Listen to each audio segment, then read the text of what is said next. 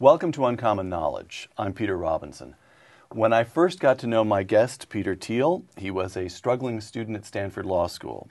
Since then, he has co-founded PayPal, become one of the principal investors in Facebook, and turned his present company, Clarium Capital, into one of the leading hedge funds in the nation. This past September, Forbes put Peter on its list of the 400 richest Americans. A point to bear in mind as Peter and I talk about economics, during that same period of time, my principal achievement was to go from a 30 to a 15-year mortgage. Peter argues that a book published in France in 1968 under the title Le Défi Américain, showing off for you there, or The American Challenge, has a lot to say to us in the United States in 2008. Today on Uncommon Knowledge, Peter Thiel, a 40-year-old book, and the state of the American economy. Segment 1, How America Once Looked. By the way, first question. This book was published the year you were born. How did you even hear about it, let alone tell me that you wanted to talk about it on this show? Well, one of my friends told me I had to read the book a few years ago, and it's always striking to read these books about the future that were written in the past. And the question is, how does the present map up to and compare with the way the future used to look? Okay, so Jean-Jacques Servan-Schreiber published The American Challenge in France in 1967, the American translation in 1968, 40 years ago, and he argues that the economy of the United States was so dynamic that, quote, in 1980, the United States will have entered another world. By the year 2000, quote, life will be as different from what it is today as our societies now are from Egypt or Nigeria. America will be a post-industrial society with a per capita income of $7,500. There will be only 4 workdays a week of 7 hours per day. The year will be comprised of 39 work weeks and 13 weeks of vacation. With weekends and holidays, this makes 147 workdays a year and 218 free days a year. And all this in America within a single generation, close quote. It didn't pan out as Servan-Schreiber predicted. How come? Well, I think that's a very interesting, very important question. The basic thing that Servan-Schreiber predicted was that you were going to have this exponential growth in technology, and I think the very difficult problem is there's been less growth than people thought there was going to be. And we have obviously the big headline type stuff. You have stories on Google and Apple, and there's sort of all these very high-profile tech companies. But in some sense, the compound growth has been less than people thought, even with globalization. Even with the computer revolution, the internet revolution, the biotech revolution, it somehow has not added up to quite as much of a difference as people thought. And so today, people in the U.S. have to compete more with the rest of the world than they did 40 years ago. Whereas if you had this exponential technological growth, you might have to compete less because we'd be so much further ahead of the rest of the world. Okay. So it goes to something very interesting that's gone wrong with the way people thought the future was going to look. And if you were in the mid-1960s, people thought it was going to be the Jetsons. You're going to have vacation trips on the moon and flying cars and robots doing all your work. And it hasn't quite happened. It's been just much slower. Right. The only robot that does any work that I'm aware of is the Roomba little carpet sweeper. That's as far as we've gotten. Now, I should repeat, or I should make note that the American Challenge, Le Défi Américain, swept Western Europe. This is not it's not as if you've noticed a book that sort of slipped through the cracks 40 years ago. This was an enormous book. The argument that this man laid down was bought by Western Europe and substantially by the American elite. Arthur Schlesinger in the American translation, there's a big, long foreword by Arthur Schlesinger Jr. So the question, I guess, would be, was it just a hysterical Frenchman getting overexcited? Or was it a reasonable argument at the time? And in some fundamental sense, the American economy has underperformed. I think it was a reasonable extrapolation from what was going on at the time. So if you looked at the world, if you were born in 1950 and you were looking at the world in the late 60s, it looked like everything was just getting better automatically every single year. And certainly, and then it somehow slowed down a lot. And you had you had the oil shocks, the resource constraints in the 70s. It got restarted sort of in the 80s and 90s, but we've really had 40 years of much slower growth than before. Let me attempt to contradict you. Economists Art Laffer and Stephen Moore, in their new book, The End of Prosperity, quote, America's net worth climbed in real terms from $25 trillion in 1980 to $57 trillion in 2007. More wealth was created in the United States in the past 25 years than in the previous 200 years. In 1967, only 1 in 25 families earned $100,000 or more, whereas now, in constant dollars, almost 1 in 4 families do. That's really a very, very impressive record, right? Well, you have to sort of... We may not be flying to the moon, but this is a substantial achievement. The American economy has been amazingly prosperous. Well, you have to drill down on a lot of the facts. So I think the asset prices have gone up tremendously and we've had an incredible bull market in equities from 82 to 2007. I think if you updated it for the last year, you've probably had to take off about 14 or 15 trillion in terms of the loss in housing and I stocks. Googled around last night, and the number I came up with was 16 trillion is the sort of rough estimate. Stocks, housing values, and so forth. It's been calibrated down quite a bit in just the last year. And then if you make that adjustment on a per capita basis, population's grown. We're probably about where we were in 1980 on a per capita basis today. Really? So if you make those two adjustments, and so maybe it's grown some, but it's certainly grown less quickly than people would think. Okay. Family incomes are up some from the late 60s, but it's not clear that's the right metric because you have a lot of families where both spouses are working, and that's very different from the world of the late 60s. Okay. And let me go on to segment 2. Who's on vacation now? Servan Schreiber made a lot about all the vacation days Americans would have in the future, right? More free days than working days. Now, let me present you a couple of arresting statistics. Until 1970, Western Europeans and Americans worked about the same number of hours each year. And after 1970, they diverge. Western Europeans work less and Americans work more. Until the new president of France, Nicolas Sarkozy, changed the law earlier this very year, France had a work week, by law, of 35 hours. No more than that, no paid overtime. The typical American work week, 42 hours. In France, vacation guaranteed, 5 weeks, plus 12 public holidays. Typical American vacation time, 2 weeks. So what's going on? Well, people are working more in the U.S. than France. And there are all sorts of crazy laws on the books in France that prevent people from working. You get police officers in Paris who ticket your cars if you're parked for more than 35 hours at an office, and they measure all these things very, very methodically. But at the same time, I think the thing that is going on is we are nowhere near the 13 weeks that Servan Schreiber was predicting in 67 or 68 for the U.S. And somehow things have fallen short. Now, I think you can argue that people like working more, but I think at the margins there are a lot of people who actually would prefer to work somewhat less. Most people's jobs aren't as fun as your job, and they would like to have some sort of different balance. And so when you look at families where both spouses are working, they might have to have a third job or part-time job on top of the regular job to make ends meet. The fact that people are working around the clock and running really hard just to stay in place is telling you something about this incredible decline going on beneath the surface. You are sounding so bearish about America. I'm not going to let that stand, at least not yet. Let me try a couple of economists' explanations of this divergence in working patterns. Bruce Sacerdote of Dartmouth, quote, Europe has been friendlier to the politics of the left than the United States for the last half century. Unions in Europe used their strength to bargain for more holidays, more vacation days, shorter regular work weeks, and more unemployment insurance. It's clear he's correct about that, right? Yes, but the question is not how many hours. The question is not how many hours are people working or how many days they're working a year. On some level, the question is how much are people getting paid per hour. All right. Then I present to you Edward Prescott of Arizona State University, winner of the 2004 Nobel Prize. I know you so well that I can anticipate where you're about to go. Nobel Prize in Economics.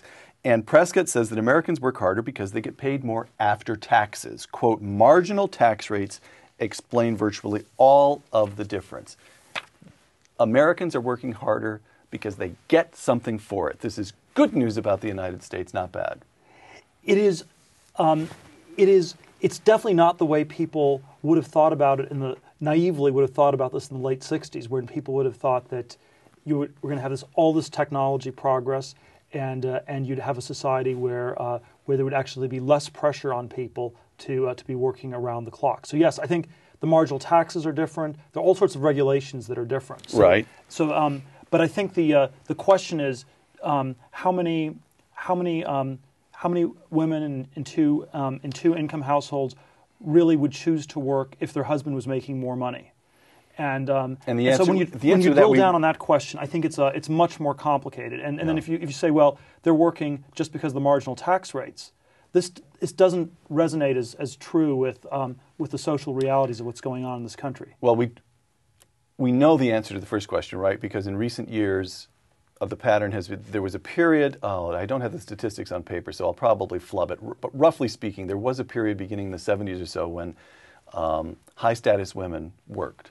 This was something that, yes. But in the last decade or so, the higher the income level, the more likely the woman was to stay home, not to work, suggesting yes, that is true. Right. Okay. And the part, however, that's problematic is that relatively few women are in households where the income level is high enough that they can make that choice. So that is the choice women would make. Most middle-class women are not able to actually make that choice because they're not, their husband's not able to make enough money. And so one key metric along these lines would be what's the hourly wage that the average male is earning? And how do you compare that today versus 1973, for example? And it's basically flat since 73. The hourly even taking income into account for men has not gone up in 35 years. Okay. And again, we have all sorts of complicated Right. adjustments for inflation Right. and so on down the line. But there's one adjustment I'm trying to remember, and again, I'll flub it. You'll have it as soon as I begin to describe it. You'll understand what I'm talking about here. But isn't there also an adjustment for risk in the marketplace? That is to say, that in the old days you'd get such and such an income, and tied to it would be such and such a risk that you'd lose your job, or that your income, this variability of income is really what's going on. Hasn't that at least decreased? It's quite unclear. Is it? I think it has gone down some, although it's not clear that's a good thing or a bad thing. So when you had a heavy manufacturing economy, there was much more variability than in a services economy. But it may be that a services economy has ultimately less growth. So if you have a factory that's making widgets, you can imagine a factory that's making 10 times as many widgets if you get more automation per worker. Right. If you have a restaurant, it's hard to imagine a waiter or waitress being 10 times as efficient as a waiter or waitress was 100 years ago. The best Starbucks barista can only squeeze out so many espressos only so per much. hour. And so, Okay. so there is there's less volatility as a result of the shift towards a service economy, but there's probably also less growth. Very quickly, I want to flesh out the nature of your argument. You are not saying that the United States has failed relative to Europe. No, they both have fallen way short of expectations. You're not saying the United States has failed relative to China? China is complicated, but China is still extremely far behind the U.S. Okay. So it So has what not you're failed saying- relative to Japan or Western Europe, but it has failed massively relative to what people expected 40 years ago. Okay. Segment 3, Peter Thiel on what is wrong. You gave a talk in October as part of the Big Think project, which, as I recall, is www.bigthink.com. People can click on that and get the streaming video of you. People whose appetite is merely whetted by this video today can get more of you. Quote, there has not been enough real growth in the economy, close quote. Here's what I'm trying to tease out, what I'd like you to explain about that. Are you saying simply, look, it is the nature of human existence that 2 or 3% growth is really pretty good, and we ought to be happy with that and strive toward that? Or are you saying that the United States in these last 40 years has demonstrated chronic there's something wrong that needs to be addressed and fixed? There's something wrong with expectations, or there's something really wrong with the real economy? Well, there's something really wrong with the real economy. So there's not enough progress. And I'd say long-term real growth in our world is driven by two things. One is global trade, and the other is technology. Okay. I think we've had the easy gains from global trade. So I think going forward, the main gains are going to happen from technology. And I think that Explain the easy gains from global trade. Trade with China, people in China make something more cheaply, and therefore your real standard of living goes up in the U.S. And all this accompanied by the post-World War II regime of free trade, the NAFTA and GATT and all that stuff. Especially starting in the late 60s and early 70s when globalization really took off. Okay. In 1980s and so on. And then technology is more intensive growth, where you replace a typewriter with a word processor, and that's more efficient. So we have one type of growth where you have 10 typewriters, go from 1 to 10 typewriters. The other one is you go from a typewriter to a word processor. Gotcha. And those are basically the two ways that you can improve growth or productivity, extensive and intensive. I think we've had some of both, but the combination has just been not as much as people think, and that's why people are having to work harder. That's why the wages have gone up some, but not as much as people think. There's been some increase in real wealth, but not as much as people think. Now, when you ask why is this? That's, I think, a very difficult question, but I'll throw out several answers, and I think it's a combination of some of these things. So I think one is we have an education system that's very broken in this country, and so most people do not have the skills to do these kinds of jobs. You surely want to distinguish between American universities, where broadly speaking, everybody on the planet aged 18 or over is trying to get into a Stanford or a Grinnell or American. That's pretty good, right? And you want to talk about public schools and high schools, right? Well, the top universities are quite good on a relative basis. It's very hard to know on an absolute basis whether they could be better or worse than they are. So I think even with the top universities, if you take something like science research, there are very difficult questions about how efficient it is. Is there this complicated government procurement process where people say they're doing research on something, but it's really just some other different weird pet project they're working on to get tenure? And the lack of transparency is extremely hard. What a suspicious cast of mind you have, Well, Mr. Thiel. we're living in a very we're living in a very specialized world where the specialization has led to a point where it's very difficult for people to understand things. So if you think about the recent housing crisis and the credit rating agencies, the imprimatur they were giving on these bonds was very critical because nobody could evaluate them. Now, it turned out they couldn't either. And we have this sort of deferral to experts in many different areas. Okay, let me ask you clearly a question that I must ask you is, what went wrong? Now, let me tell you, my little mind, molded as it was by the big mind of Milton Friedman, begins with the presumption that if you see a catastrophe, it's somewhere you're likely to find the government intervening in some ham-fisted way that messes up the workings of the marketplace. And fundamentally, my little mind sees two things that went wrong. One of them was the creation of the subprime market. And there you see it. The government is pushing Fannie Mae and Freddie Mac to give money to people to get into homes they can't really afford. The government is creating the subprime marketplace, and that's a catastrophe, and it's sort of a Milton-esque catastrophe. The government intrudes where it ought not.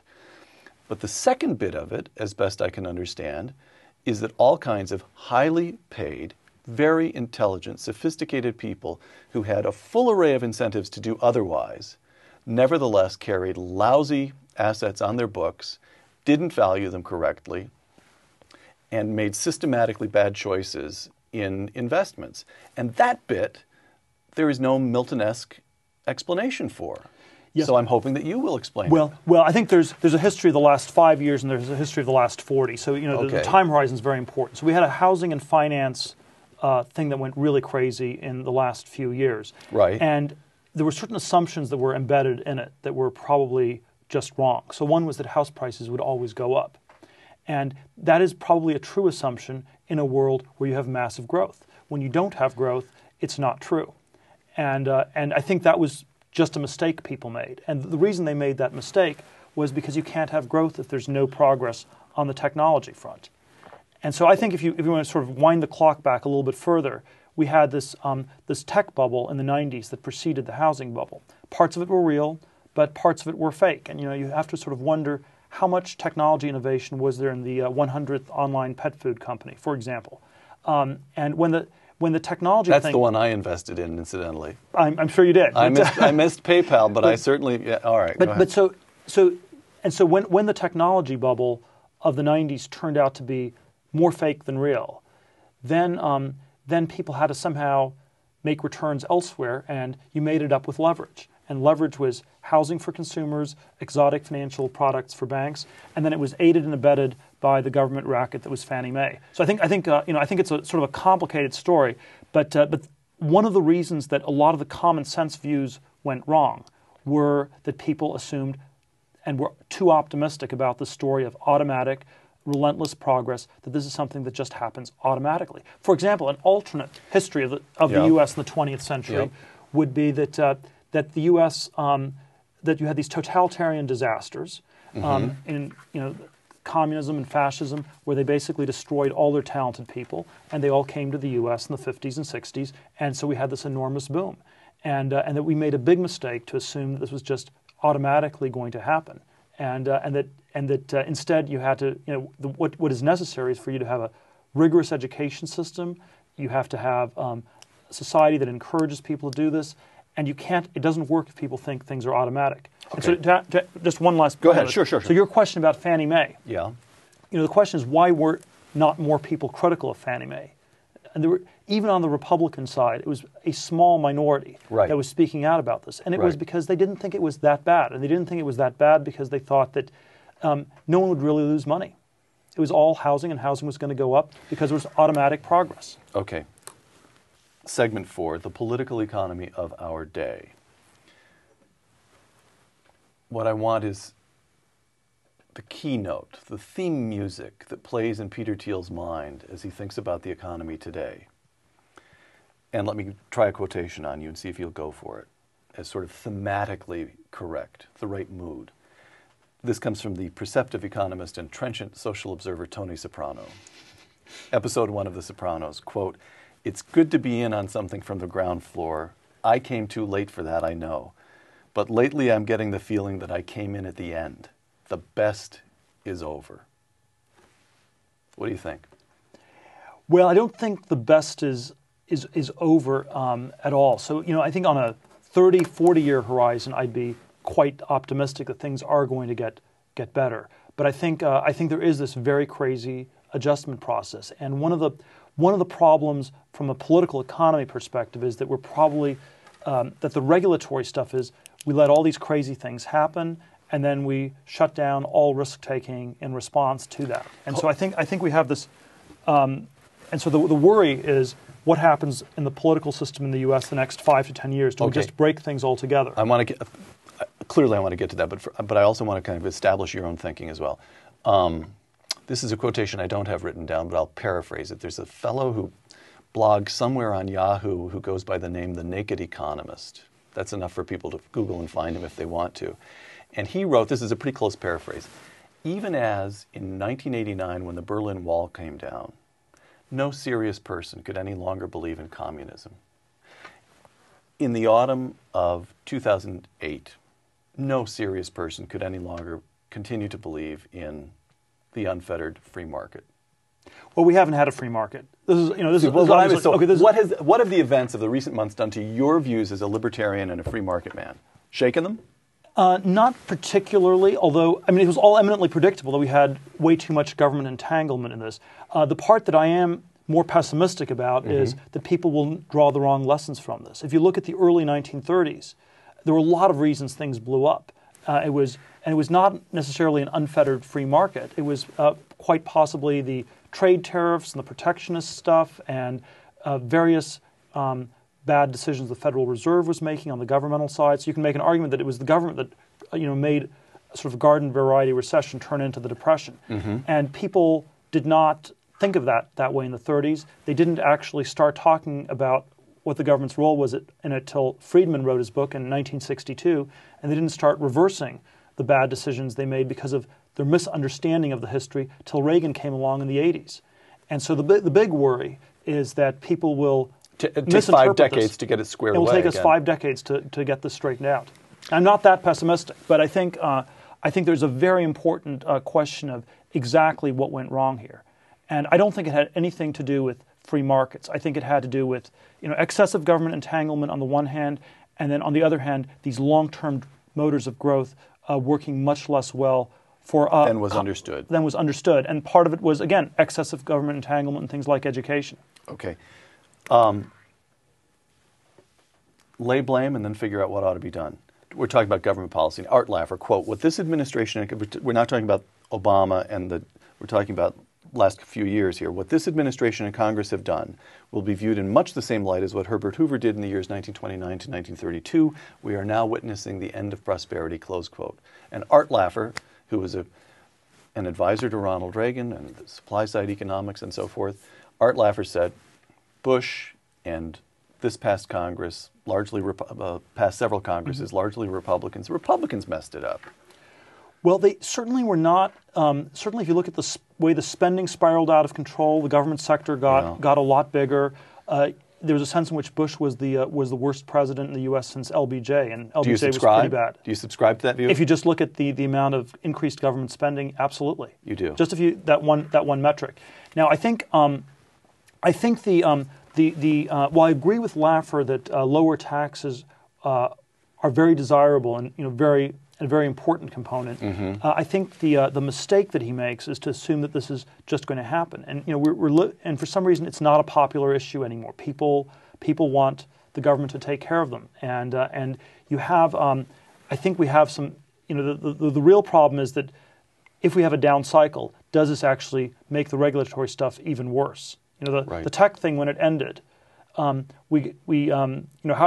real or fake it was in the 90s, when it ended, you got Sarbanes-Oxley, you got a whole bunch of additional regulations, and then it broke it even more for the next decade. Right. And so the question is, now that there was risk taking that was done in bad ways, are we now going to outlaw risk taking altogether and break things even more in the next 5 to 10 years? As we sit here today, we're still some weeks from Barack Obama's taking the oath of office as the 44th president, but he's announced his economic team.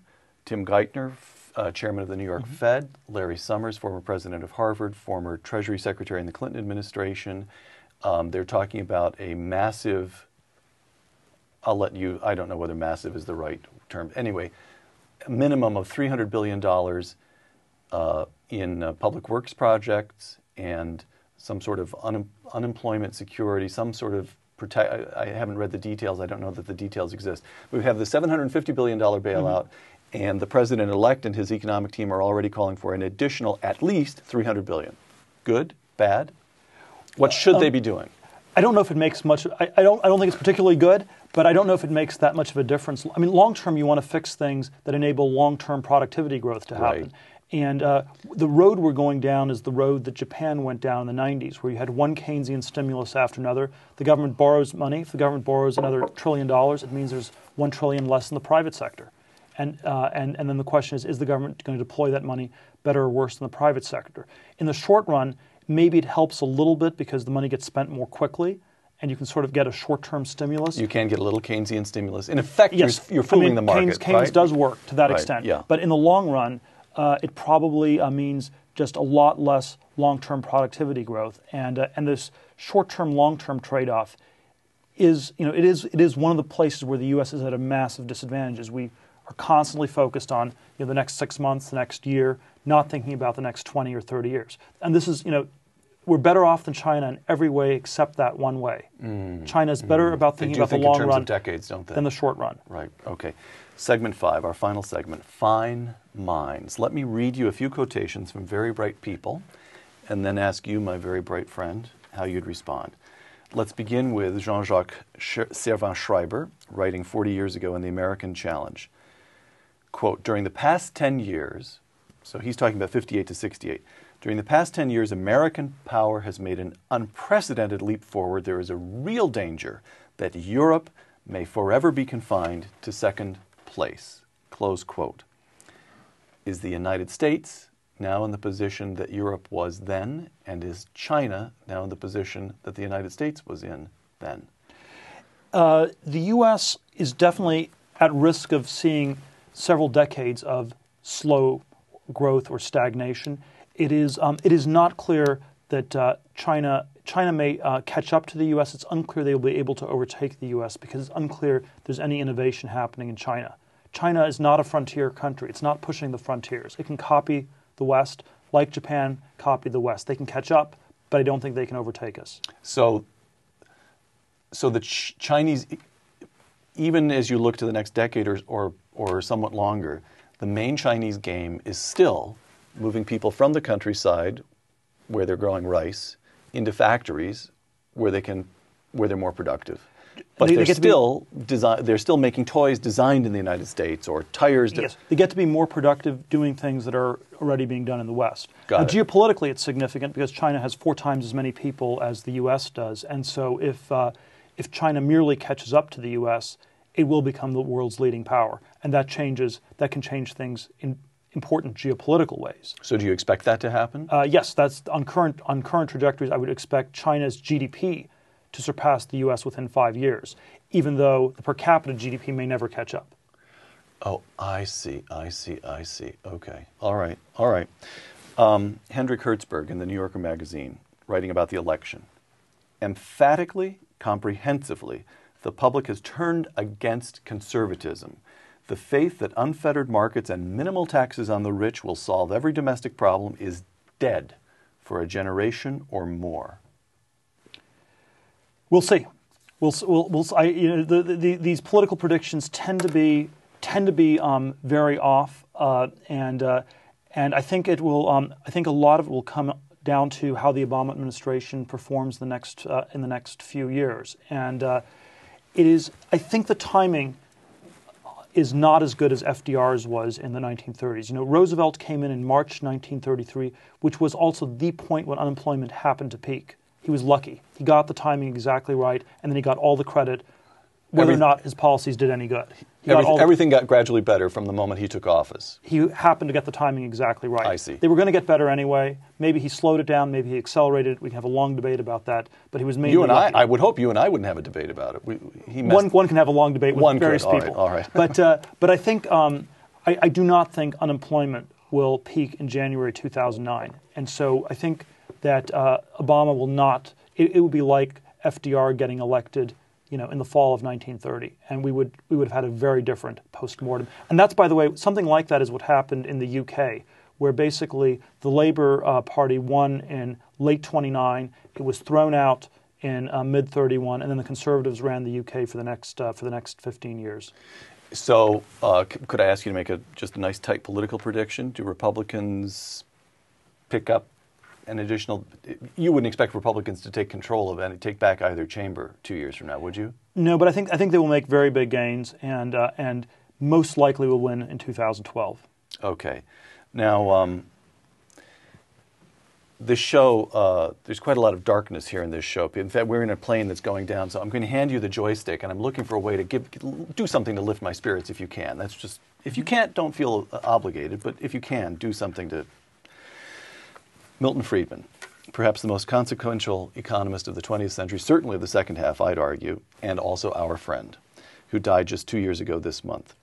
At dinner with Milton about 5 years ago, I tried to pay him a compliment and argue that he had won the intellectual battle, that on economics departments of major universities across the country, free markets were now embraced. Mm-hmm. And Milton wouldn't have it. He said, yes, I, Milton, and Mises and Hayek and George Stigler and others may have won an intellectual battle, but if you look at practical politics, there's no evidence we've had any effect whatsoever. Government spending continues, regulations continue to proliferate.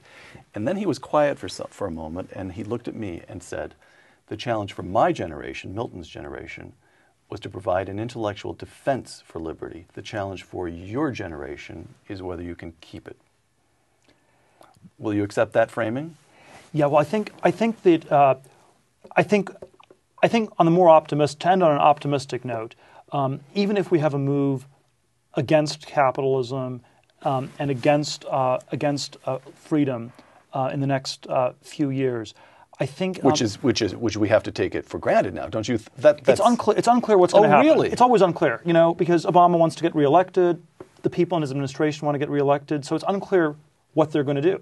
They're already talking about not increasing taxes at all, which would be a very good first step. But I think one of the constraints on it is that we are in a far more competitive world. So in the 1930s, when you had the New Deal, or the 1960s, when you had the Great Society, there was no other country in the world China was that in was a deep even remotely freeze competing with the U.S. And so if you didn't like paying a 90% marginal tax rate in the 30s, you weren't going to move to Stalinist Russia where the marginal tax rates were 100% and you would get shot. Right.